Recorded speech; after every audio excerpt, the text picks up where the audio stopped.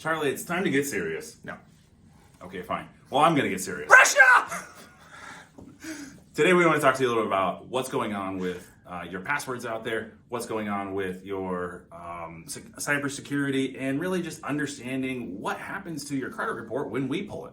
So one of the biggest things, I guess, and most importantly, your credit report is pulled and we take as much information out of there as possible. We take off your email, we take off your phone number, we take off everything that we can. So all we have is your date of birth and social security number and name in there when we're pulling your credit.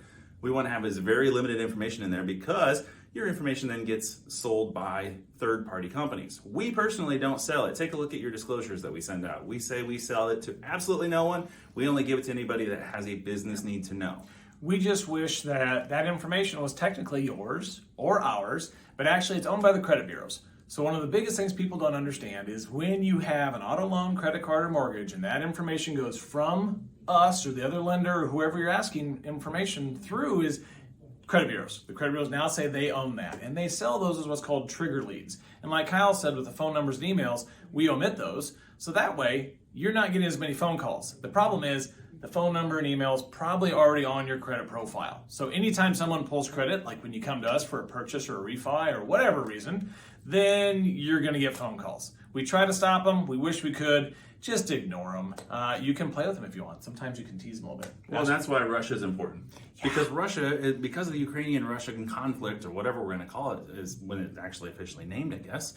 Because of that, you're seeing a lot of scammers out there that are attempting to give you your credit card number right back to you. I saw that one the other day, pretty new. They are attempting to access your passwords. They're attempting to do everything and anything they can to get access to more money, to more fraud, whatever the case may be. And that goes along with your information being shared.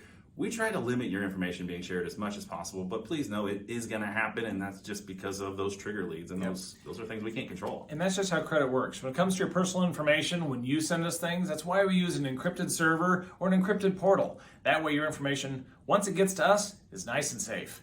We want you to be as safe and sound as possible, so the other thing we'd like to ask you to do is check your passwords. Please make sure you change those at least yearly, if you can do them more frequently, and use different passwords for different sites. Don't use your favorite recipe list that's going to email you things the same password as your banking.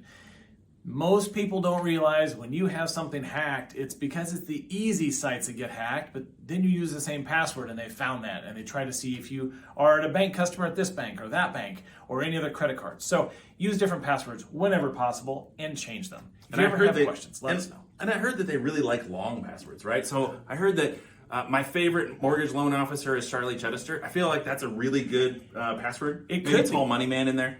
With a hashtag. That way you get some variety. But yeah. $. We just got a new one where the minimum is 20 characters. So we hope you don't have to have that. But it is a big deal. And with all the cybersecurity stuff that goes on, it is scary. One last little story I liked Kyle's where it's just a lot of phone calls, people impersonating, trying to get your information. But we actually saw an article, and I was surprised that during the pandemic, when a lot of mobile things started happening to make fluidity on all the transactions, not meeting in person, 50% of the scams that tried to institute fraud went through. It's a coin flip. If someone's trying to get in during that period, that's a lot. It used to be 20, 25%. So we want to see you safe. Any questions, let us know. But it's important to make sure you use every opportunity to have good passwords and double check who you're working with. Work local. Work with people you can meet and see. We got a reputation to uphold. We want to make sure you're safe, sound, and financially confident.